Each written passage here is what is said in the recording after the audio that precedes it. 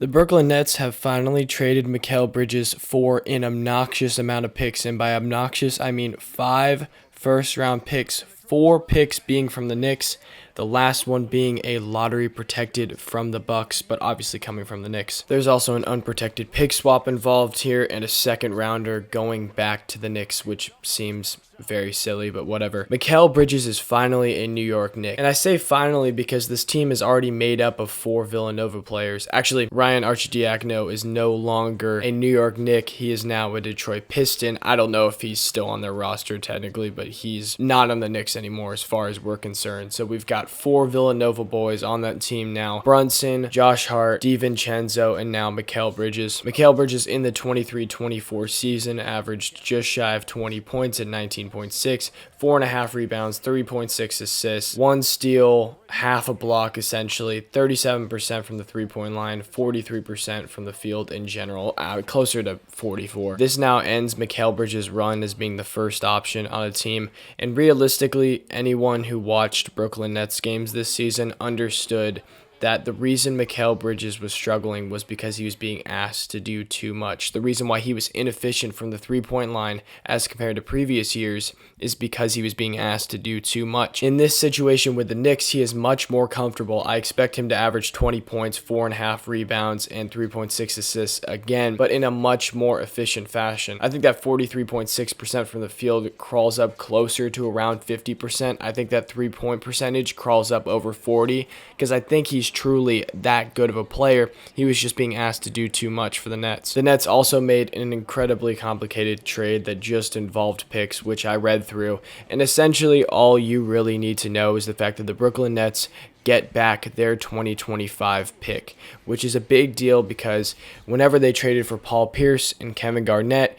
they couldn't really get anything for those guys after they tried to rebuild, and that's why they didn't have their own picks. Those picks ended up in the Celtics' hands, and those picks ended up being Jason Tatum and Jaylen Brown. So now you can control your own destiny with your own rebuild this time, which I think is a big deal, and I think this season was a perfect example of that. They tried to win this season because they didn't have their own 2024 first-round pick, so there was no reason for them to tank. Why would you tank if it didn't matter where you ended up? It would actually incentivize you to try and win basketball games so your pick ended up being worse. So honestly, as far as trade grades go, I give this an A for the Brooklyn Nets right now because while those picks may not be worth a lot in the future, potentially in the 2025, 2027, 2029, 2031, and whenever that Bucks pick is. I think it's in 2025, but I'm not 100% sure. Don't quote me on that. Just having all of those picks at your disposal, so when you hit on a draft pick, you can go out and get another player to put around the guy that will potentially be your franchise guy if you draft well. So honestly, you end up with Bojan Bogdanovic back in this trade. It doesn't matter. He's more of a throw-in to slightly make the cap a little bit better for the Knicks. But other than that, I really have no critique whatsoever of this trade with the Nets.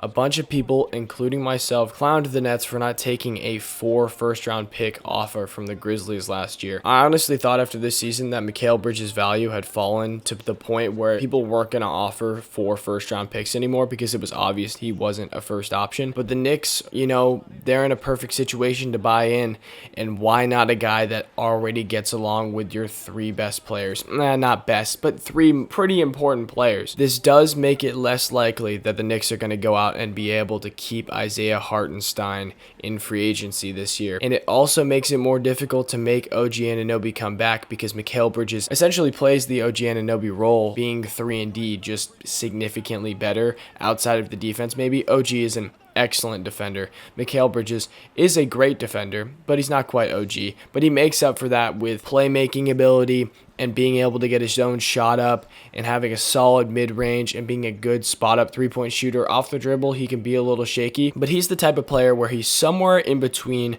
star and solid 3-and-D player. I can see him being a star for the Knicks because he doesn't have to be that first option. Again, like I said, not first option material. There's nothing wrong with that. It's good that the Nets realized that and made a trade happen so they could get the most value out of him right now. With that being said, that they can't retain Isaiah Hartenstein, the potential lineup if you retain OG Anunoby is Jalen Brunson, Dante DiVincenzo, Mikal Bridges, Julius Randle at the 5 maybe, and you keep OG Anunoby in the starting lineup. Obviously, you move Josh Hart to the bench, or you could do Brunson, DiVincenzo, Bridges, Randall, and Mitchell Robinson if you don't want to do small ball, which moves OG to the bench, which you probably don't want to do. So maybe you just keep Brunson out there as your lone guard, play Mikal Bridges at the 2, and then you've got Brunson, Bridges, Anunoby, Randall, and Mitchell Robinson. This team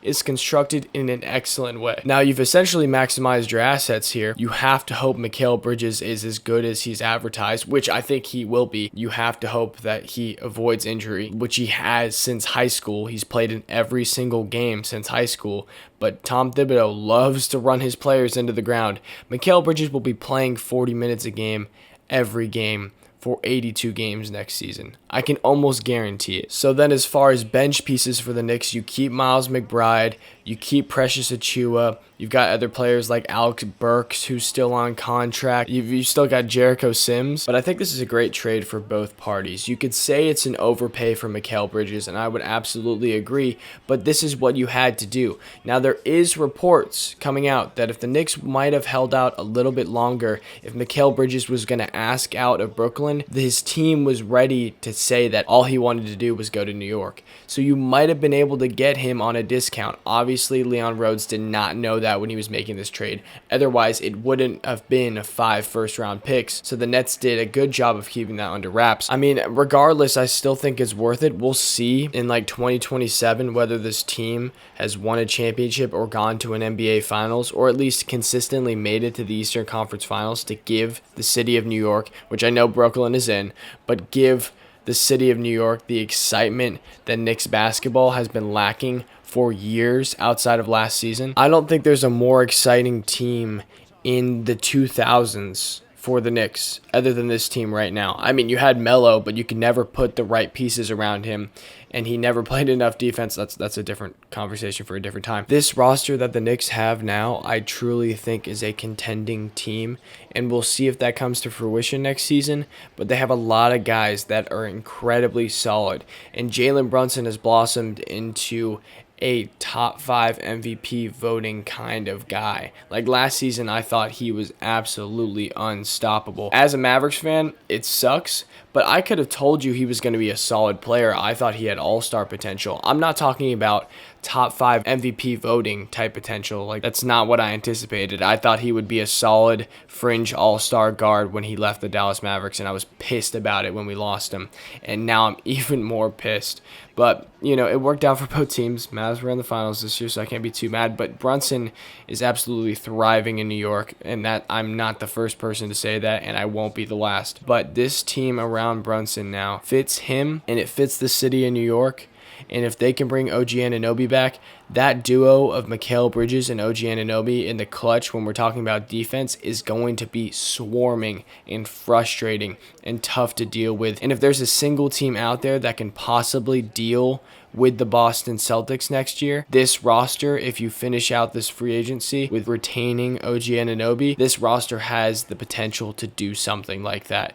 And you never know whenever you get to the Eastern Conference Finals, and if you end up playing Boston, it's totally possible as long as you avoid the injury bug like you didn't this year. But anyway, that's my initial reaction. I love it for both teams, and it might be a bit of an overpay, but it was worth it if you're the New York Knicks because you had to buy in, and this might as well be the guy because you weren't going to get Donovan Mitchell because he's rumored to re-sign. And if he's rumored to re-sign in Cleveland, that means he has confidence in that team. And if he has confidence in that team, which I don't really understand why he would at this point, but if he does, he's probably not going to leave for another 2 to 3 years. So are you really going to hold out your entire franchise? You're going to hold up your franchise for a guy that doesn't even really want to be in New York? No.